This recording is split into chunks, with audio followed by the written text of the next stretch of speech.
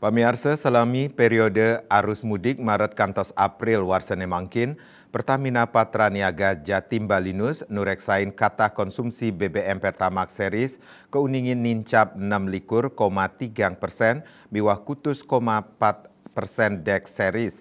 Penincapan inucap ngelangkungan saking wilangan sane ketarke. Area Manager Com Real and CSR Pertamina Patraniaga Jatim Balinus Ahad Rahedi Mausang, sawilang periode festive season miwah long weekend konsumen akehan saninganggen BBM berkualitas, santukan jejah pelinggihan ipun nampenin pikobat ring markini. Konsumsi BBM Pertamax miwah Dex series pini ageng kauningin memarki ring tanggal 6 likur sani pindah ke puncak arus mudik untuk realisasi panincapan kantos 6 likur, % saking sales normal.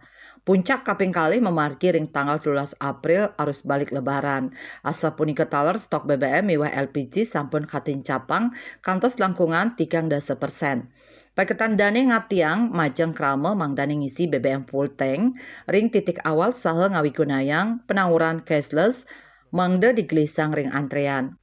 Corporate Sekretari Pertamina Patraniaga Irto Ginting ngawohin, selain ring nasional konsumsi gasolin, bensin, nincap 46%, gas oil solar tedun 37%, sayang sarang konsumsi normal harian santukan wenten pewatesan periode perjalanan truk logistik umum.